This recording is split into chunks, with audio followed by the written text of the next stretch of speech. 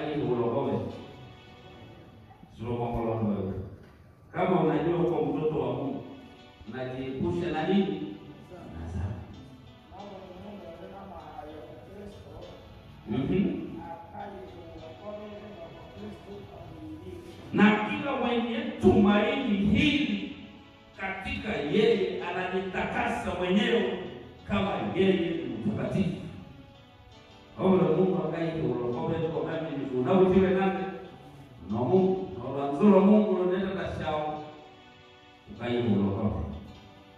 Kwa wewe. Dagala. Kila mtu anayetenda dhambi anafanya uasi. Kwa kuwa dhambi ni uasi. Nanyi mnajua kazi moja iliyomleta Yesu Kristo ni kuondoa dhambi za nani? Za watu. Yesu aliruhaka. Nimesali kwanza malaika kawe la Maria. Washa mdomo. Wala na ukasha maulamani. O Yesu. Kujakasha mshahede. Na Yohana masomo macho yawasula na Yesu. Ati jeko la Yesu yeno. Yeye shihawandu babe.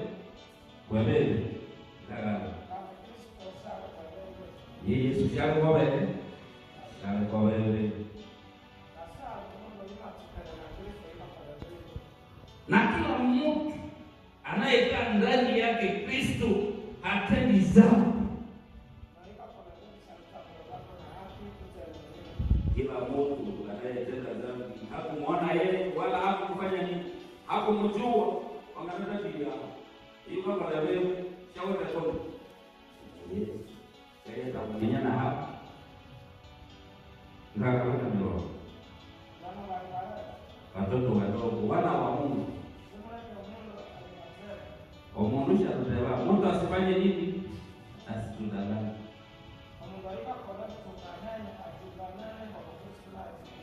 Kila mtu anayetenda haki ni mwenye haki kama Kristo alivyo mwenye haki.